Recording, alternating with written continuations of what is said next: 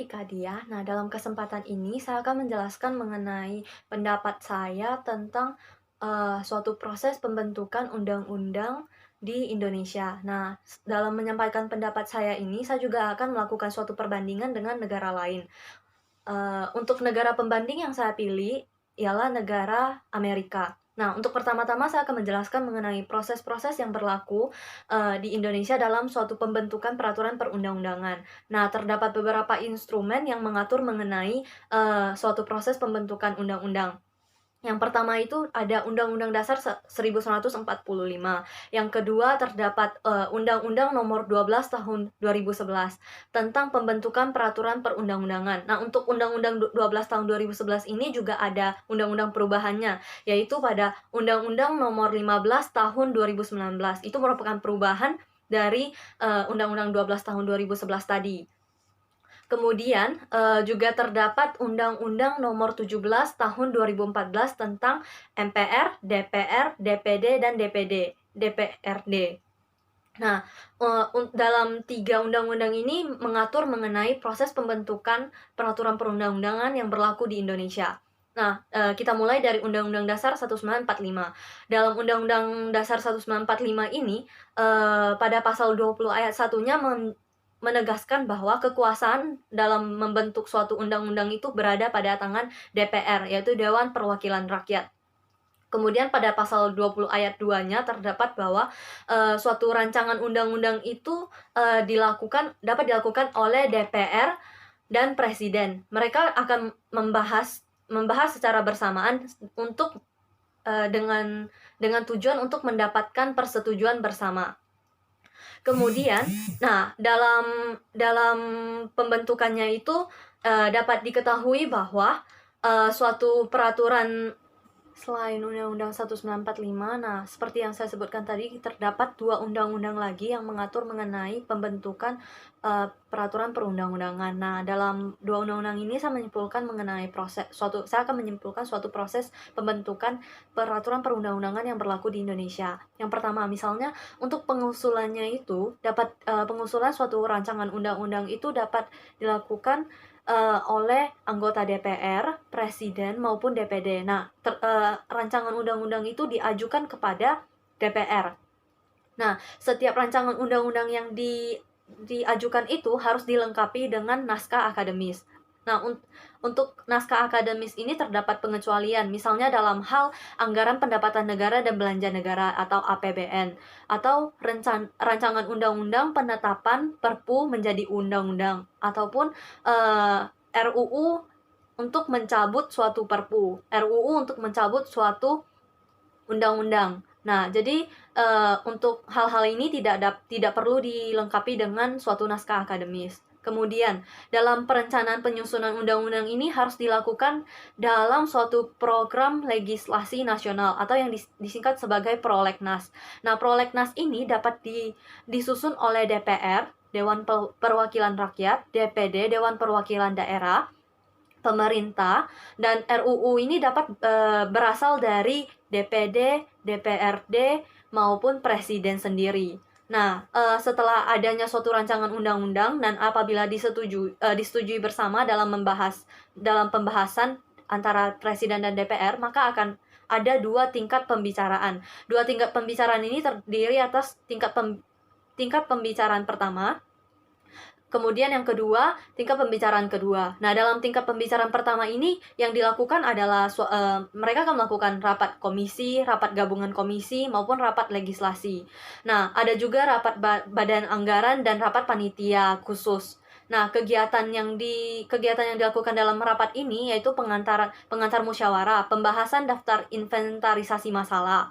Kemudian ada penyampaian pendapat mini. Nah, itu dalam pembicaraan tingkat pertama.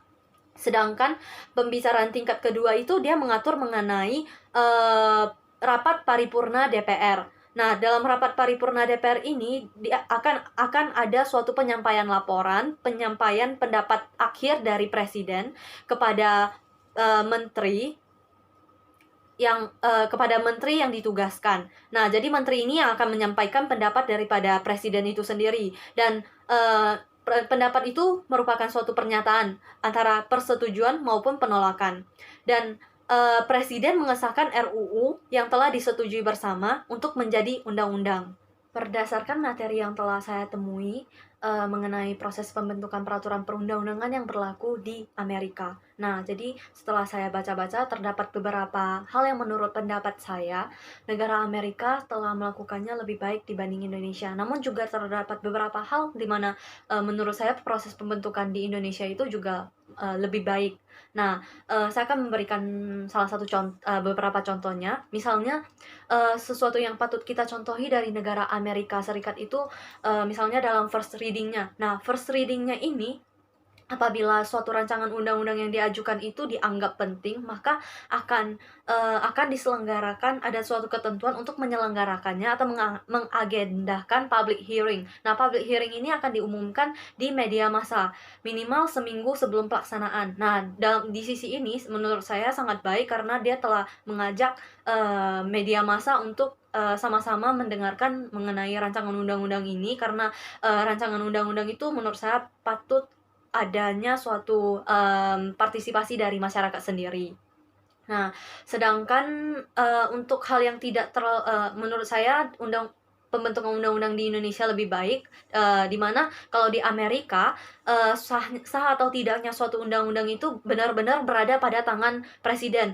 Apabila presiden tidak menyetujui, maka akan veto. Kemudian melalui beberapa proses, maka setelah beberapa proses, apabila udah disetujui oleh pihak-pihak lainnya, kemudian kembali lagi ke presiden. Kalau misalnya presiden tidak menyetujuinya lagi, maka akan tetap veto juga, dan berarti keputusan terakhirnya itu berada di tangan presiden. Sedangkan kalau di Indonesia, rancangan undang-undang itu disahkan berdasarkan persetujuan bersama antara DPR dan presiden. Jadi tidak hanya berada pada tangan presiden itu sendiri.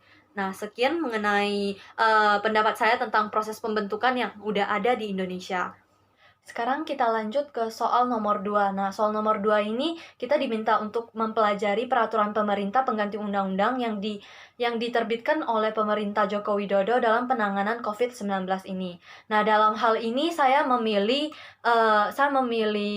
salah satu undang-undang pengesahan Perpu, yaitu Undang-Undang Nomor 2 Tahun 2020 tentang pengesahan Perpu Nomor 1 Tahun 2020. Nah, Perpu Nomor 1 Tahun 2020 ini mengenai kebijakan keuangan negara dan stabilitas sistem keuangan dalam penanganan atau untuk penanganan pandemi COVID-19 ini. Nah, Perpu ini juga dikenal sebagai Perpu Corona. Jadi, Undang-Undang Nomor 2 Tahun 2020 ini adalah undang-undang yang mengesahkan Perpu Corona ini menjadi undang-undang. Nah, dalam pengesahan ini juga dilakukan beberapa rapat paripurna dan yang dipimpin oleh DPR, Ketua DPR. Nah, dalam rapat paripurna ini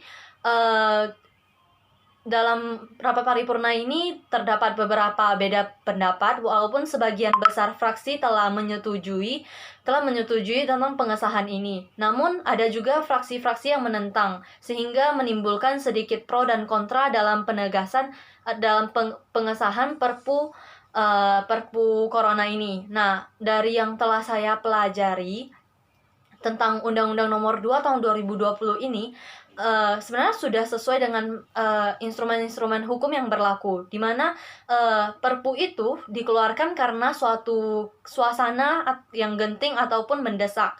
Nah, dalam hal ini, Perpu Corona ini, kegentingan yang dimaksud itu adalah COVID-19. Nah, COVID-19 itu mendunia, penyakit pandemi yang mendunia dan udah menyebar ke Indonesia. Dengan peningkatan jumlah kasus positif corona ini yang semakin meningkat di Indonesia menyebabkan ada dampak terhadap perkembangan atau pertumbuhan ekonomi nasional. Lalu juga menurunkan pendapatan negara. Selain itu, karena untuk membantu penanganan COVID ini, negara juga banyak pengeluaran dari negara, sehingga sangat wajar apabila dikeluarkan suatu Perpu dalam keadaan yang genting dan mendesak ini. Nah, untuk pengeluaran Perpu dalam keadaan genting maupun mendesak ini juga terdapat dasar hukumnya. Nah, dasar hukumnya itu terdapat pada pasal 22 Undang-Undang Dasar 1945. Nah, dalam pasal 22 ini berbunyi, dalam hal ikhwal kegentingan yang memaksa, Presiden berhak untuk menetapkan peraturan pemerintah sebagai pengganti undang-undang. Jadi setelah dipelajari memang sudah ada dasar hukumnya yang mengatur bagaimana dalam keadaan yang genting dan mendesak itu suatu perpu dapat dikeluarkan untuk menangani keadaan yang ada. Nah, sekian pendapat saya mengenai proses penyusunan peraturan perundang-undangan yang telah berlaku dan telah berlaku di Indonesia dan secara prakteknya itu udah terjadi. Nah, sekian, terima kasih.